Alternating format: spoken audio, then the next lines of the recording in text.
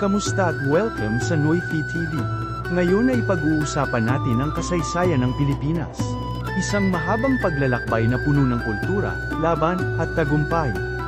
Unang bahagi, sinaunang panahon at pinagmula ng mga Pilipino. Bago pa dumating ang mga dayuhan, ang Pilipinas ay tinitirhan na ng ating mga ninuno. Natagpuan sa Callao Cave sa Cagayan ang mga labi ng Homo luzonensis na tinatayang 77,000 taon na ang nakalipas. Ibig sabihin, matagal nang may tao sa ating kapuluan. Paglipas ng panahon, dumating ang mga Austronesian mula sa Taiwan mahigit 4,000 taon na ang nakararaan. Sila ang nagdala ng wikang Austronesian, kaalaman sa pangingisda, pagsasaka, at paggawa ng bangka. Sa kanilang pagdating, nagsimula ang pamayanang tinatawag na barangay, pinamumunuan ng isang dato. May 3 antas ng lipunan, ang Maharlika, ang Malalayang Tao o Timawa, at ang Alipin. Noon pa man, marunong na tayong makipagkalakalan sa mga Chino, Malay, at iba pang karatig bansa. Noong ika-15 siglo, dumating ang Islam sa Mindanao at Sulu, dala ng mga misyonerong Muslim. Ikalawang bahagi, panahon ng Kastila. Noong Marso 16, 1521, dumating si Ferdinand Magellan sa Humunhon. Siya ang unang Europeo na nakarating sa ating bansa.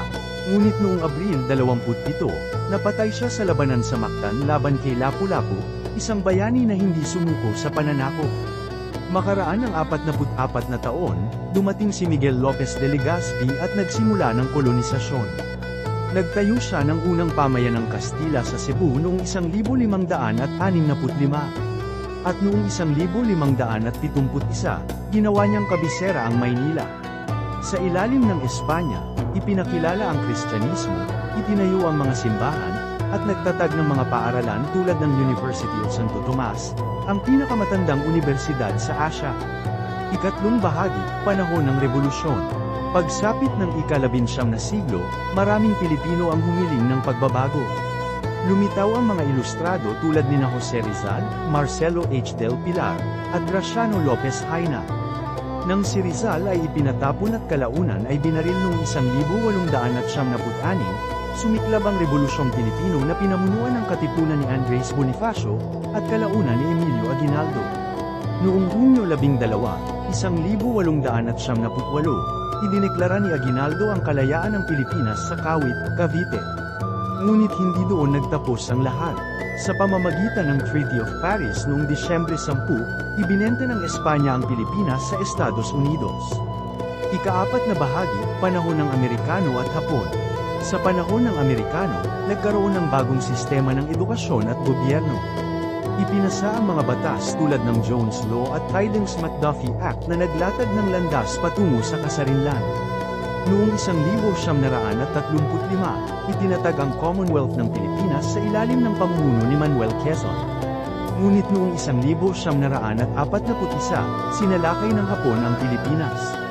Bumagsak ang Bataan at Corregidor, at nagsimula ang isang malagim na yugto ng ating kasaysayan. Ngunit hindi sumuko ang mga Pilipino. Noong 1945, bumalik si General Douglas MacArthur at pinalaya ang bansa mula sa pananakop ng Hapon. Ika-5 bahagi, ganap na kasarinlan. Sa wakas, noong Hulyo 4, 1946, idineklara ang ganap na kalayaan ng Pilipinas mula sa Estados Unidos. Simula noon, tayo ay isang malayang bansa. Pangwakas, mula sa sinaunang panahon hanggang sa kasalukuyan, ang kasaysayan ng Pilipinas ay kwento ng katatagan, tapang, at pag-asa. Isang kwento na nagpapaalala sa atin na kahit gaano kahirap ang laban, laging may pag-asa para sa kalayaan. Sana ay may natutunan ka ngayon. Hanggang sa susunod na pakikipagkwentuhan. Salamat sa iyong panonood at kita tayo muli sa susunod na video dito sa Noyfi TV.